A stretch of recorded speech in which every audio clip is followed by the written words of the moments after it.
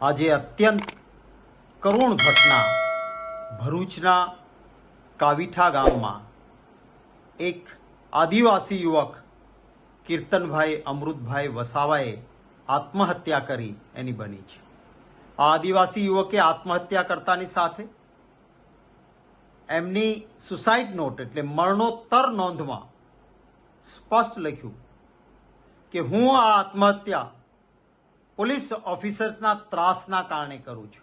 નામ જોગે એમની સુસાઇડ નોટમાં મરણોત્તર નોંધમાં એ આદિવાસી યુવકે લખ્યું છે. એ સ્વીકાર કર્યું છે કે હું પહેલા દારૂનો ધંધો કરતો હતો, મારી સામે કેસ થયો એ મેં સ્વીકાર કર્યો હતો, પણ એ પછી દારૂનો ધંધો સંપૂર્ણપણે આદિવાસી યુવક કીર્તન અમૃતભાઈ વસાવા કહે છે બંધ કરી દીધો. આમ છતાં પીઆઈ પોલીસ ઇન્સ્પેક્ટર આવીને વારંવાર ધમકાવે, મારે કે હપ્તો આપ. મેં કહ્યું કે મેં દારૂ બંધ કર્યો છે, હું હપ્તો કેમ આપું? તો કે ફરી દારૂ વેચવાનો ધંધો ચાલુ કર, અમને હપ્તો આપવો પડશે. આદિવાસી યુવક ના પાડે છે કે મારે આવો ગેરકાયદેસર ધંધો નથી કરવો. તો એના ઘરની સર્ચ કરવામાં આવે છે, કંઈ મળતું નથી, છતાં એને પરેશાન કરવામાં આવે છે. આદિવાસી યુવકની મરણોત્તર નોંધ મુજબ એમની પત્નીને, બહેનને તથા દીકરીને રાત્રે ઉઠાવીને પોલીસ સ્ટેશનમાં લઈ જવામાં આવે છે. આવા પોલીસના ત્રાસના કારણે આદિવાસી યુવક આત્મહત્યા કરે છે. કેટલી શરમનાક ઘટના છે. પોલીસે પ્રજાના રક્ષકના બદલે આ ગુજરાતમાં ભક્ષક બને, આવું પહેલા ક્યારેય નહોતું. આજે સરકાર પોલીસ તંત્રનો જે દુરુપયોગ કરે છે, ચૂંટણીઓમાં પોલીસને હાથો બનાવીને વિરોધ પક્ષના ઉમેદવારોના ફોર્મ પાછા ખેંચાવવા, ધમકાવવા, બૂથના અંદર ખોટા વોટિંગ માટે ઉપયોગ થાય છે, હપ્તાઓ ઉઘરાવવામાં આવે છે અને પરિણામે પોલીસ ઓફિસરો પણ સરકારથી સહેજ પણ ડરતા નથી અને બેફામ બનીને ગુજરાતના લોકો પર અત્યાચાર થાય છે. સારા પોલીસ અધિકારીઓ છે ગુજરાતમાં, એને સાઇડલાઇન કરી દેવામાં આવ્યા છે.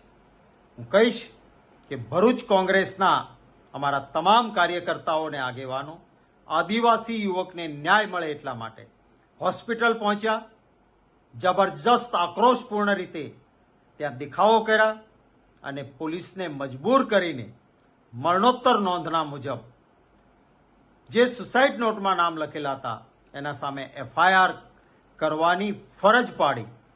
ભરૂચ કોંગ્રેસના મિત્રોના આ ન્યાય માટેની લડતના રોડ ઉપર ઉતરીને લડાઈ કરવાના કામને હું બિરદાવું છું અને વિનંતી કરીશ કે ગુજરાતનો એક એક કાર્યકર્તા જ્યાં કોઈને પણ અન્યાય થાય ત્યાં રોડ પર ઉતરીને ન્યાય અપાવવા માટે લોકોની સાથે આપણે લડીએ.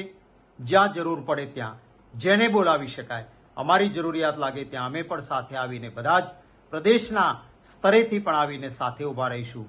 પરંતુ ગુજરાતીઓના થતા અન્યાય માટે આપણે લડવું પડશે. આજે જે ચાલી રહ્યું છે આવું આપણા ગુજરાતમાં ક્યારેય નહોતું.